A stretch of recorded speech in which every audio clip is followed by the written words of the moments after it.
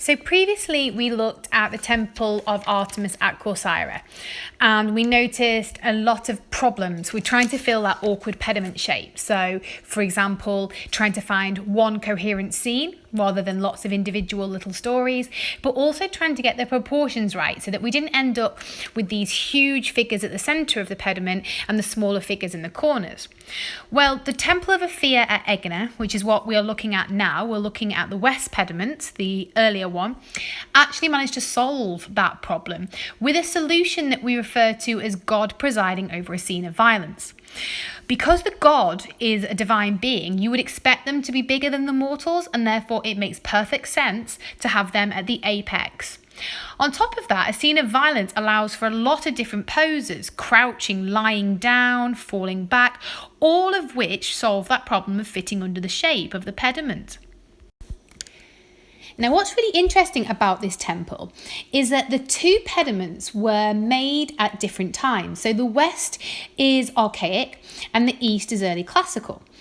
And what we can see is obviously a difference in style, of course. Stylistically, they're going to look very different, but also in feeling as well. So as we compare the two and have a look at some of the individual figures from them, you'll see that the west has a much more positive presentation of warfare, a glorious one, whereas the East shows a more regretful one. And that is because they emphasise a difference in feeling in Greece before and after the Persian Wars. During the Persian Wars, some Greeks defected to the Persian side, and so that regretful nature is that Greeks were fighting Greeks for a proportion of the wars. So we're currently looking at the west pediment, which is the archaic one, with a date of 510 to 500 BC. And you can tell it's archaic if you look at the style of the figures. So for example, the dying warrior in the middle image has the beaded Egyptian hair. He's got the archaic smile. He's got the bulgy eyes. So the same kind of features we see on our freestanding statues. Now, we can see a range of figures in that pediment, but there's only likely to be a handful of them that could turn up as images on the exam. So I'm going to talk about Athene, who you can see at the apex in the top picture, the dying warrior in the middle, and then the archer at the bottom, who, due to the costume he's wearing, the Phrygian costume from the area around Troy in what is now Turkey, we're going to refer to him as Paris.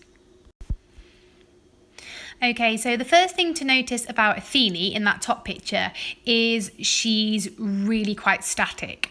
So while she's recognisable as the goddess of warfare with her helmet, her spear, her shield, she's not actively involved in the fighting. She's more representative. And I'm noting that because when we see Athene on the east pediment, you'll notice a change in her overall demeanour. I want to focus more on the other two figures. So starting with the dying warrior, really quite rigid and not very naturalistic in terms of its pose, considering he's pulling an arrow out of his chest. You'd expect him to look in a little bit more pain and suffering than that. The archaic smile also doesn't quite fit with the overall feel of the image. Of course, it could signal a heroic death, a glorious one, but it's also just the typical emotion of the time.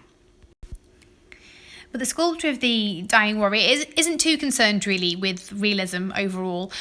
He's propped up quite significantly because the sculptor wants you to focus more on the body, on the anatomy that's on show. On top of that, there's been a real desire to try and create shapes within the body, so we can see triangles caused by the leg coming over the leg that's lying down, also the arm that is pulling the arrow out of his chest, and the arm that is laying down across the ground. And that's more important, those kind of aesthetics, that variety in how the statue looks, than trying to create a realistic dying warrior. At the bottom, same kind of thing in terms of the rigidness of the statue. But here, what I mostly want to talk about is the portrayal of Paris, or the Trojan, in this respect.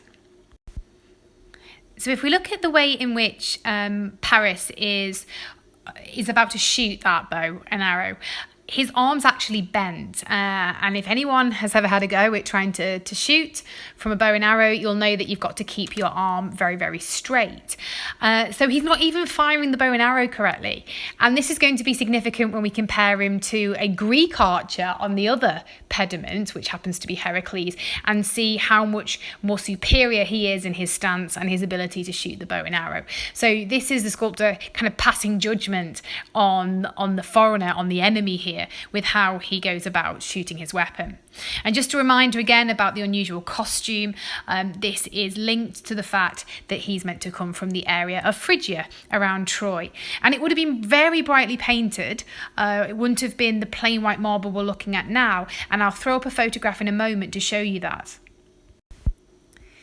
So we're now looking at the East pediment, and this is the early classical one with the date of 490 to 480 BC. And we're looking at a similar scene, a god presiding over a scene of violence. And I should point out really what scene of violence we're actually seeing. Both of these pediments are Trojan War stories. The one we're looking at now is the earlier Trojan War, where Heracles leads an expedition against Troy and against King Leodamas, whereas on the West pediment, that's Homer's story of the Trojan War, and we're meant to be able to identify Ajax off that one and his father Telamone off this particular pediment, the East. And I'll explain the reasons why this has been chosen as a subject matter now.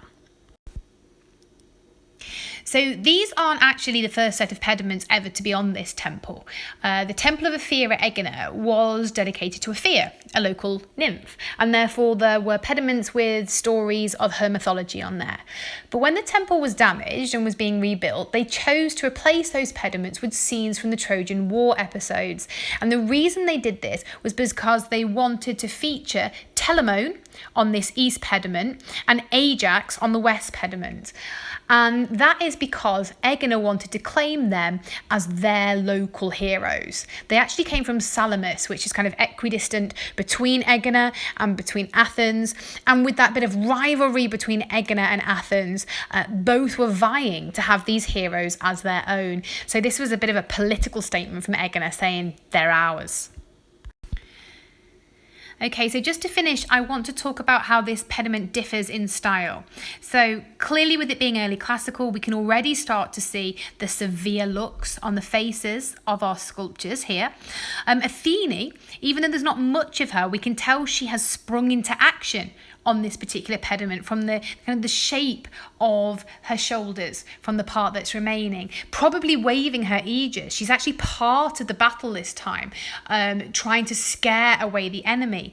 And this is probably because this is the pediment that's post-Persian Wars. So there is more of a need for Athene to get involved and to protect the Greeks.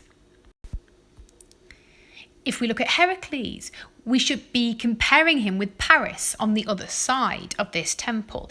And we can already see how straight his arm is as the superior archer of the two. His body is also subtly turned just slightly towards the viewer, so he's overall much more confident. But it's the dying warrior that I find most emotive on this particular pediment. For a start, we can see some real individuality with him. He's got a beard, he's actually aged as opposed to the very generic youth on the West pediment. His body language shows suffering. He turns to face the ground, and we get that idea that he is losing his strength in this particular moment. The anatomy is also greatly improved. Just look at the veins in the arm. We really get an idea of the strain that he's under as he takes his final moments.